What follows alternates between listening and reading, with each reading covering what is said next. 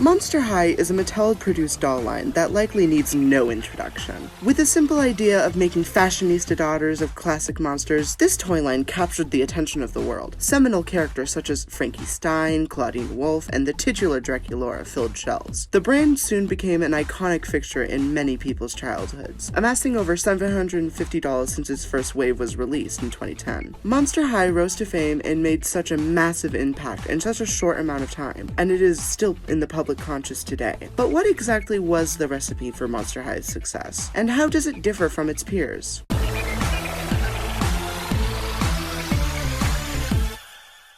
Monster High first began being conceptualized in 2007 by Mattel employee Garrett Sanders. He was asked by Mattel to create a new, unique IP for the company, as they mainly produced toys for other companies like Disney and Marvel, or Barbie, which was around forever. Sanders was inspired by the trend in young girls shopping with the popularity of alternative fashion in stores like Hot Topic. Prototypes of the main three dolls were made using Barbie bases, with softer faces and more realistic proportions. Frankie originally had this weird human-esque skin color, with Mattel not allowing green because girls didn't like green. But upon toy testing, young girls actually commented on how Frankie looked weird without green skin. So thanks to those girls, we have the iconic Frankie Stein of today. Well, of yesterday. To hype up the upcoming release in 2010, Mattel created a series of plushies, books, and a Flash animated web series to create familiarity with the brand. This was criticized as predatory marketing practice for manipulating the audience into being more susceptible to buying the dolls, but regardless, it worked. There were 6 main dolls: Frankie Stein, Draculaura, Claudine Wolfe, Laguna Blue, Ghoulia Yelps, and Cleo Denial. The first released dolls, however, were Frankie, Draculaura, Laguna, Claudine, Cleo, and her boyfriend Deuce Gorgon. Ghoulia was a subsequent release. Each character had their own unique style, reflecting their monster parentage and fashion-forward senses, along with distinctive color palettes. For example, Frankie consists of blues, greens, black and white, with occasional red accents, and has designs inspired by, boarding school uniforms. Draculaura has a very pink and red-driven palette, and her clothing is very derivative of Victorian-esque fashion, with nods of inspiration to the Japanese Gothic Lolita movement. Claudine is driven by purples, blacks, and green accents, and has a fashion taste drawing from early 2000s Y2K and R&B artists. Her outfits tend to be more experimental due to her interest as a fashion designer, and this is just a small fraction of the amount of thought given to the ghouls. The dolls featured scarily thin bodies, with very little room for body diversity. I do think a little bit of the backlash was on the body types being significantly smaller, and Garrett Sanders had come out and been like, that's only because with the fabrics and textiles we're working with, they need to be smaller so it translates on a smaller scale and doesn't make them look super bulky, whatever. But I like that in G3 they have diversified their body sizes and everything. It is amazing. But back in G1 and the parents being really, really upset about it, it was specifically and mainly just the clothing and the attitudes of the characters, which I don't know. I'll be honest, I feel like Monster High did dress a little bit more modestly than Bratz at the time, so I don't really know. The discourse was probably the same across the board for Bratz and Monster High, against what they were wearing. But I mean, we were little kids. I wasn't looking at them in a objectifying, sexualizing kind of way. I was looking at them holy crap, Dracula is cool. I want to look like her when I grow up. I never looked at it in a weird way. It was just parents making it like that. There were, however, different molds for the older sister dolls, like Nephra, Denial, or Claudia Wolfe, default dolls, which are the standard characters, little sister dolls featuring Twyla Boogeyman and Howleen Wolf, and the Mansters, which was the name given to all Monster High, all the dudes, all the guys, like Claude Wolfe and Deuce Gorgon. All the dolls came with detailed joint articulation, adding to the detail given to the dolls as a whole. Despite there not being much change in the body styles, many dolls were made with unique face molds, Spectra Vondergeist and Iris Klops taking the cake for the most recognizable changes. Every character is given this level of attention and detail into their designs, making each doll an exciting and unique force that children and collectors alike adored. I genuinely think it was the spookiness of it all. I don't know, I grew up with kind of alternative parents, they were like goth in the 90s, so I always had some kind of like spooky influence. I grew up watching the Addams Family and stuff. So when Monster High first came out in like 2010 to 2013, I was a little kid then, and seeing, I don't know, creepy, spooky monster girls, but they were still cute and really like directed towards my age group. I was like, heck yeah. I resonated with it a little bit more than Barbie. I don't know, so spookiness probably.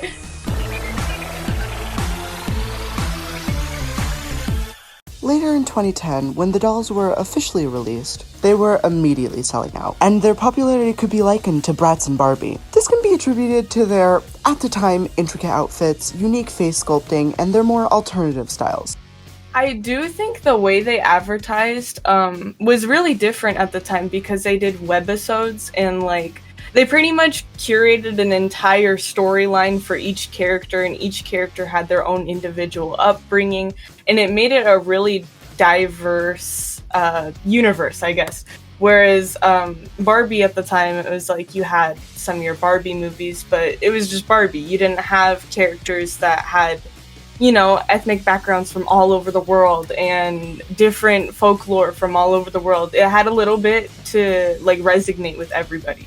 Because of this, it also resulted in a lot of parental backlash. Parents gave many colorful titles to these dolls, such as dead hookers? There was a lot of parental backlash when Monster High first came out because of the boundaries that they pushed. But I don't know, a lot of the backlash came from strictly conservative families that did not like the flashiness of it, and I don't know, I think it was really unwarranted, especially when you think about like the background of Monster High and the creators, like Garrett Sanders himself being a part of the LGBTQ plus community. A lot of it, like when you look down into why they hated specific things, a lot of it was like misogyny and homophobia, and not the pretty stuff. However, despite the backlash, they only continued to sell more dolls each year. They even collaborated with famous singer Lady Gaga. However, they also collaborated with the more popular, the more iconic TikTok star, Madison Beer. Oh no, I feel like I hate saying this because then everyone on Twitter is like, you're lying, I hate you. I was supposed to be in the video. No, where she got her own custom doll and also helped make their second theme song. The insane sales resulted in companies creating many competitor doll lines. I honestly, like, I do love Bratz as well, and I love Barbie too. They have their own thing that makes them unique and individual. American Girl dolls scare me. They do scare me a little bit, I'm gonna be honest. They're just a little too realistic for me, but I like them all. I do collect like vintage original Barbie princess movie Barbies, and I do have a couple Bratz as well. I love the Bratz movies. It was kind of just like I love them all for their own unique individual reasons, but Monster High was like the one that I gravitated towards the most. Two of the more popular copycat lines being Bratzillas and Novi Stars, both made by MGA, a competitor to Mattel. Bratzillas were advertised as witchy cousins of the original Bratz dolls and were created in 2012. While the dolls were positively received, the line just didn't sell well due to the lackluster advertising, and it was silently shut down after 2 years. Novi Stars was also a doll line consisting of alien/robotic dolls that had very intricate and stylized designs. However, it suffered the same fate, being discontinued 2 years after release, with only 24 dolls being made. As MGA tried to compete with Monster High, the brand only became bigger, and they started to release 3D animated movies that coincided with doll lines. These lines included Sweet 1600, Freaky Fusion, 13 Wishes, Scariest City of Frights, and many more. While these movies were only created to promote the dolls, they still had a lot of heart to them, and are enjoyed by many people to this day. They also made a lot of merch. They had ornaments, shirts, figurines, plastic figurines for their pets, the eye coffin, pop figures, plushies, and miscellaneous things like wrapping paper and stationery. Soon, the doll line became the second best-selling in the world, being just under Barbie. This continued up until 2015 when Great Scarier Reef was released. This was where the quality started to drop off in the dolls. And while they did still have great releases, those releases weren't free from criticism, like the Monster Exchange line, where it was criticized for two dolls specifically, Izzy Dawn Dancer and Draculaura's Shibuya doll. They were both heavily criticized for their culturally insensitive outfits. However, this wasn't the first time that Monster High has done something like this. The first instance being Jinnifier, who in the movies always had a very interesting song play in the background. Using my talents to help commemorate your friend. Problems are not always Jinnifier. She is super talented. Show her.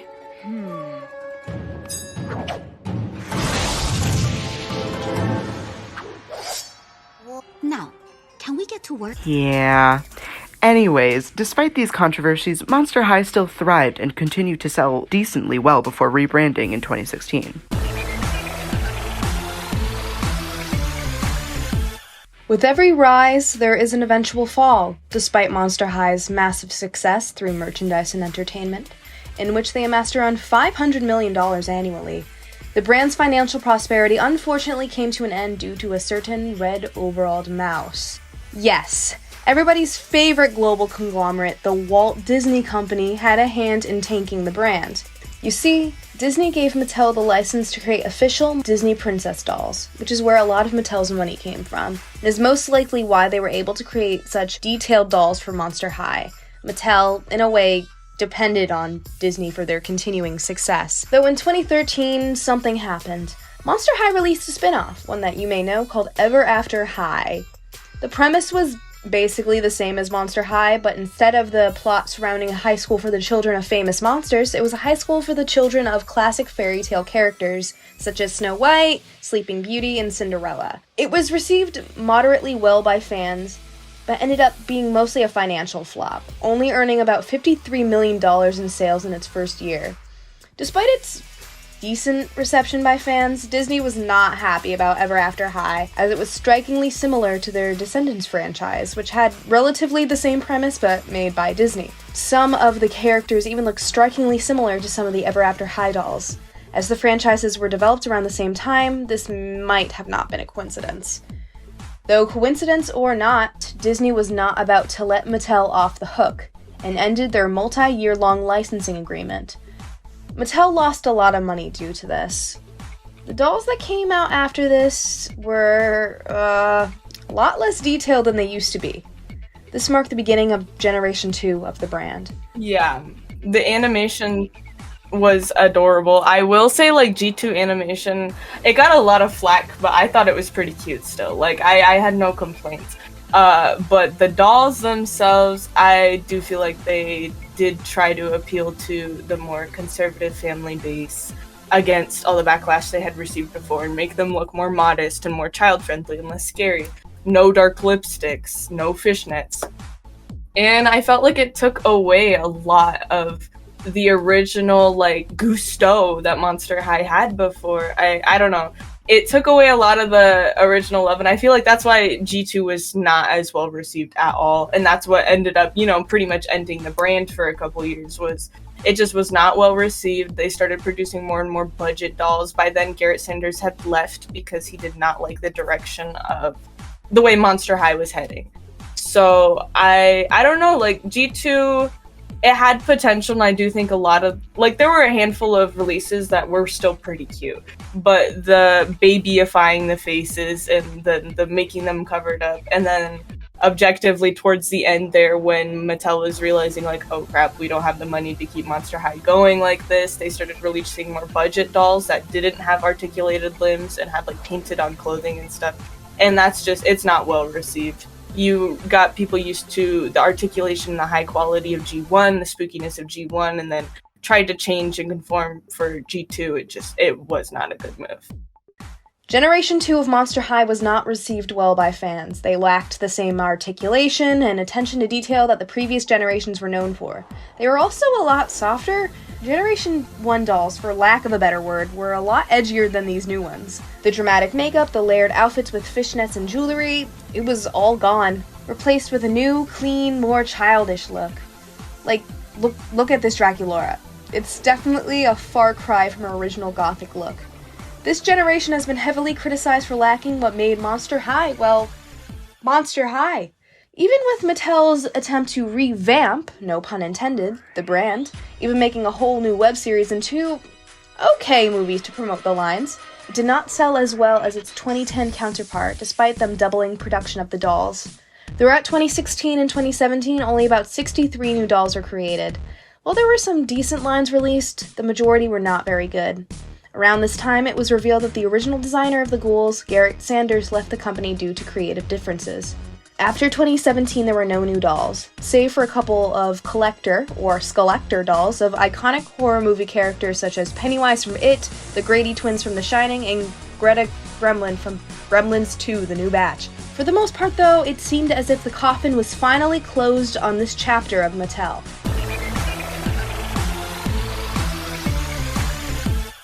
The impact of Monster High is certainly not one to be underestimated. With an original lifespan of only 7 years, it is quite a feat that it could reach such highs and lows, and is still loved. While there was internal drama within the company over representation of both POC and LGBT characters, Monster High's attitude of embracing your freaky flaws is a message that resonated with children and adults alike. Those who were fans upon Monster High's release are all grown up now, but that doesn't mean they've left the dolls behind. Okay, so that's a hard one. Hold on. I'm looking all around because I have like shelves all around this room. I really liked the Haunt Couture dolls that recently released, but dang, that's a hard question. Okay. Where is she? Where are you hiding, little Miss Thing? Here she is. Deadly Diner Draculaura has been my favorite for quite some time because I think this dress is just adorable. I don't know. I've always thought the Deadly Diner line was super cute. I think Operetta was in it as well.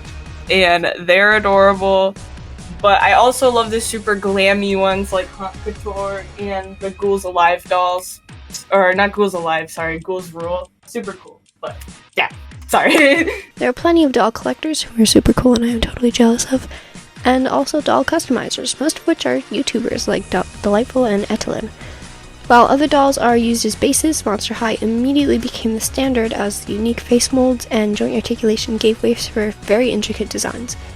It changed the industry, allowing other brands to see how putting effort and detail into their dolls would pay off, and that younger demographics like to be treated as more mature in the media and toys they consume.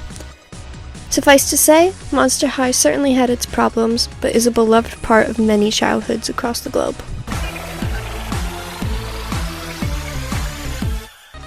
This brings us up to 2022 and the future of Monster High as a brand. Despite its downfall into obscurity and financial ruin in the late 2010s, Mattel wasn't quite done with these ghouls yet. In 2022, the brand announced the return of Monster High at a Mattel conference. Not only would there be a new generation of the dolls with completely new backstories, fashions, and personalities, but the company would also be releasing a line of reproductions of Frankie, Draculaura, Claudine, and Laguna's original G1 designs. There would also be an animated series and a live-action movie produced by Nickelodeon to promote the new generation.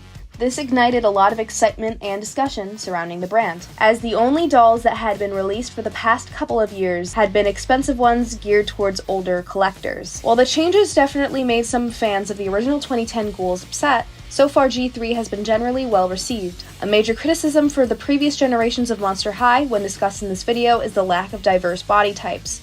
With the exception of a handful of dolls, they all had the same basic body type. Generation 3 has seemed to take this criticism to heart, with the majority of the new dolls having unique body types and heights. Even though we are still quite early in this rebrand, in general, the 2022 version of Monster High seems to be focused on making better choices when it comes to creating diverse characters.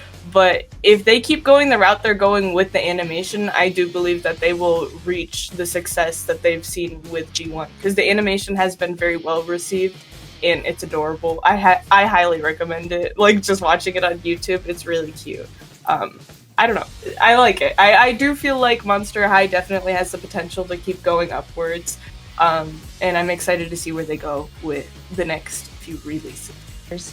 In sum, Monster High differs from other doll brands because of its attention to detail, its unique aesthetics, and its message of acceptance for all despite one's perceived freaky flaws. While the brand's story is far from over, it has left a big impact on many people's childhoods over the past 12 years with its catchphrase of being yourself, being unique, and being a monster.